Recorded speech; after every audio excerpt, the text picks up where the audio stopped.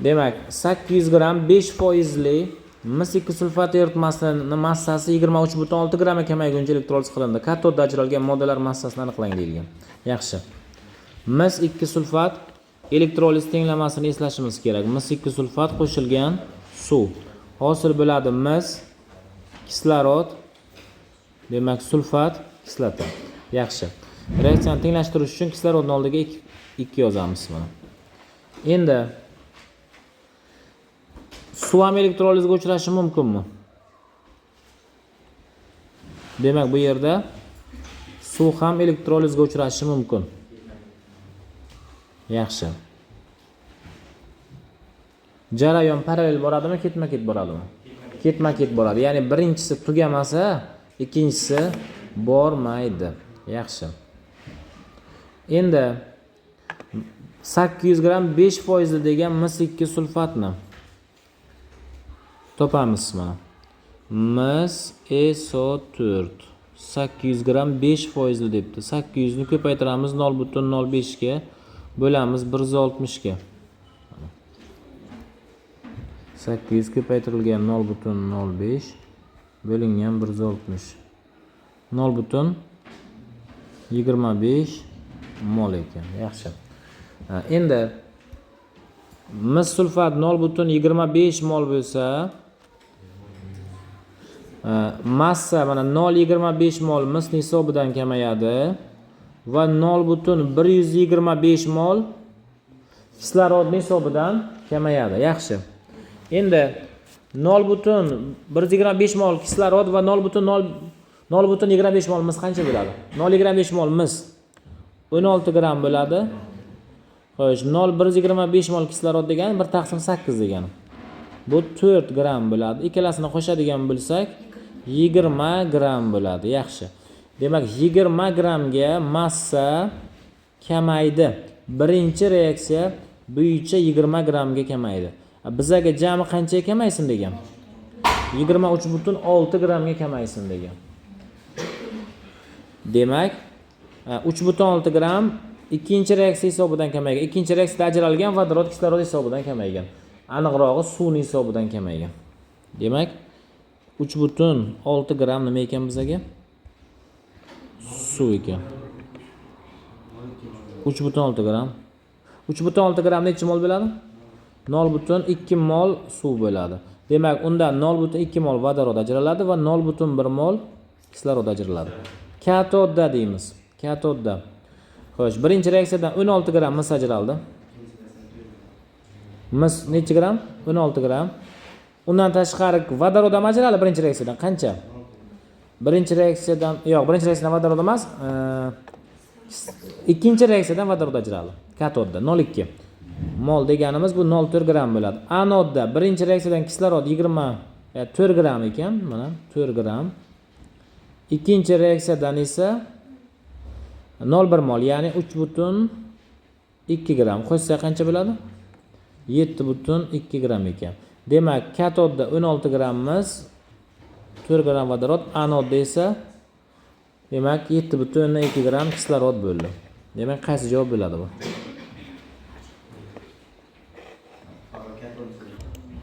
Demak, faqat katod so'ralgan ekan. 16 gram mis bilan 0,4 nima? 1 bilan 2 V javob bo'ladi. 90 ga V javob ekan demak.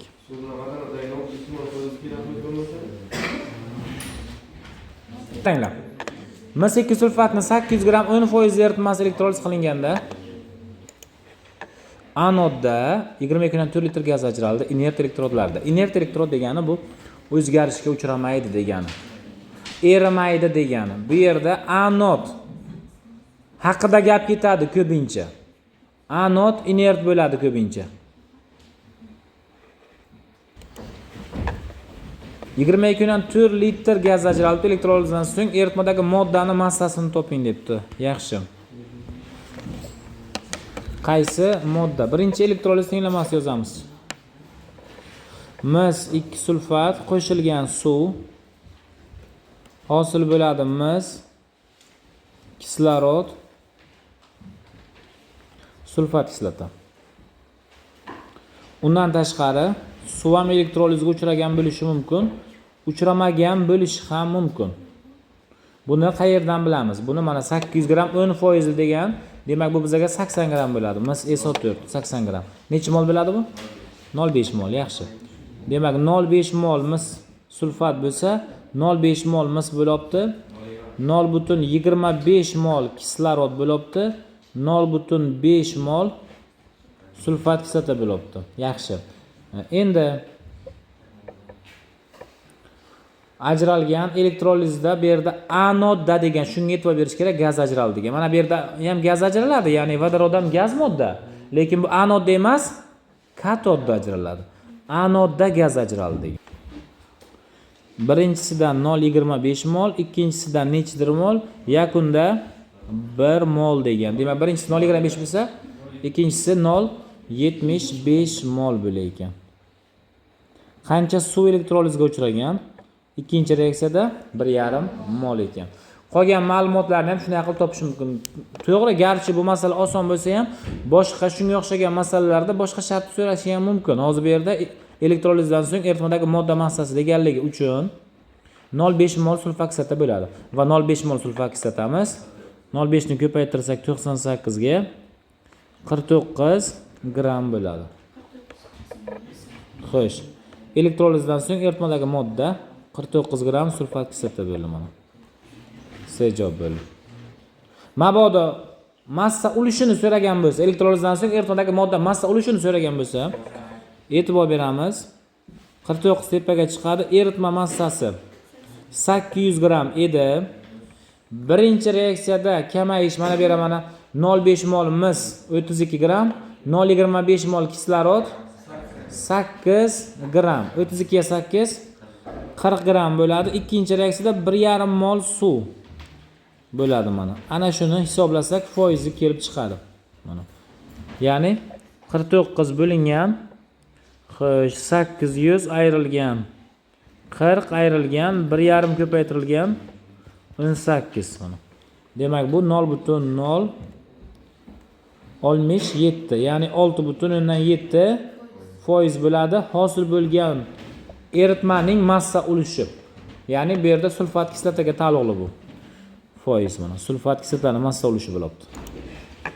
Marganes sulfat tarkibida marganes sulfat bo'lgan 74,8 gram kristal gidrat suvda eritilibdi. Marganesni batam ajratib olish uchun eritmadan 5 amper tok mana shuncha sekund davomida o'tkazilgan bo'lsa, elektroliz uchun olingan kristal gidrat formulasini toping. Yaxshi. Demak, e'tibor beramiz. Marganes sulfat kristal gidrati bor ekan. Marganes sulfat enta suv bor ekan bizga. Mana shu kristal gidrat. Suvda eritilganda faqat tuz sifatida bilamiz marganes sulfat bo'ladi. Va u elektrolizidan marganes kislorod va sulfat kislota ajraladi. Masala shartda faqat marganes ajratib olish uchun ketdi degan. Ya'ni bu yerda vodorod chiqqanini inobatga olmaymiz. Faqat marganes uchun degan. Shundan foydalanib biza marganesni molini topishimiz mumkin yoki necha farad ekanligini topishimiz mumkin. 5 amper ko'paytirilgan 15440 bo'lingan 96500.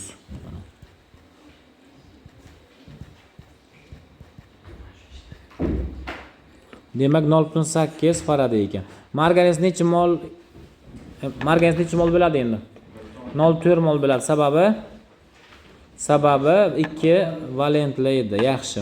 Shundan foydalanib topishimiz mumkin. Demak, marganes 0,4 mol bo'ladi. Marganes sulfat.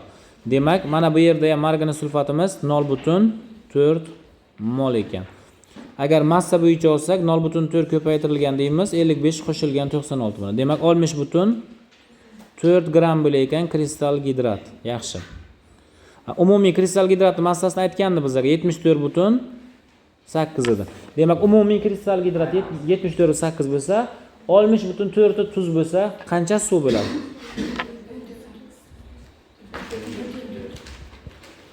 o'n 14,4 gram bo'ldi. Yaxshi. Demak,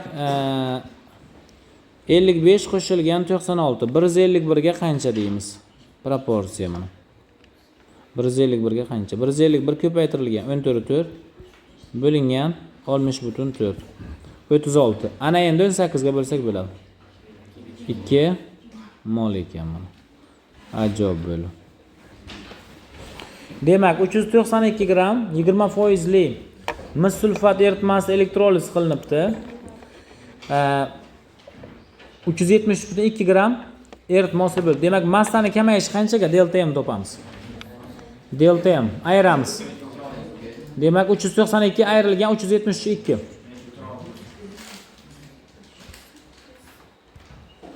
392 ayrilgan 373.2. 18.8 gram ekan. Yaxshi. Birinchi reaksiyaga qaraymiz. Birinchi reaksiyaga 2x xrom hosil bo'ldi. Yaxshi. Xo'sh, xromni demak, nimasi qancha bo'ladi? Massasi 2x bo'lsa, 104x. Bu 1,5x bo'lsa ko'paytiramiz 32 ga. 48x. 48 ga qo'shamiz 104 ni. 152x qo'shilgan suv 18y tenglik 18.8. Ana shuni ishlaymiz. x01. Yaxshi. Jarayonda hosil bo'lgan kislota massasini toping. Kislota 3x hosil bo'lyapti mana. Demak, 3 ni ko'paytiramiz 0,1 ga, ko'paytiramiz 98 ga. 29.4 gram ekan. Dejavob. Mis sulfat eritmasi bir xil massali mis elektrodlar bilan elektroliz qilindi. Katod va anodda massa farqi aytilgan. Demak, bu bizga eruvchan anod bo'lyapti. Eruvchan anod. Ya'ni mis sulfat eritmasiga mis elektrodlar bilan elektroliz qilamiz. Agar bu anod bo'lsa, bunisi katod bo'ladi. Anod erib bir qism borib katodga yopishadi. Massa farqi 76.8 gramga teng degan. Masalan, dastlab m gram katod bor edi. M gram katod bor edi, kelib x gram yopishdi. Unisi m gram anod edi, x gram ketdi. Ana shu orasidagi farq bizga 76.8 degan. M plus x minus m plus x tenglik 76.8 ga deymiz. Demak, m'lar ketadi. 2x tenglik 76.8 ga deymiz. X tenglik 76.8 2 bilan 38.4 gramga deymiz. Yaxshi. 38.4 kelib yopishgan yoki eriganmiz. Demak, 38.4 bo'lingan 32 deymiz. 1.2 faraday ekan. Faradayni topish uchun biza massani ekvivalentga bo'laylik. Shunaqa formula bor edi. Yoki zaryadni molga ko'paytiraylik. Massasi necha? 38.4 bo'lingan 32. 1.2 faraday. Yoki moli necha? 38.4 necha bilamiz? 64 ga. 0.6. 0.6 necha ko'paytiramiz? 2 ga. 2 zaryadli bo'lganligi uchun 1.2 faraday bo'ldi mana. Dejavob.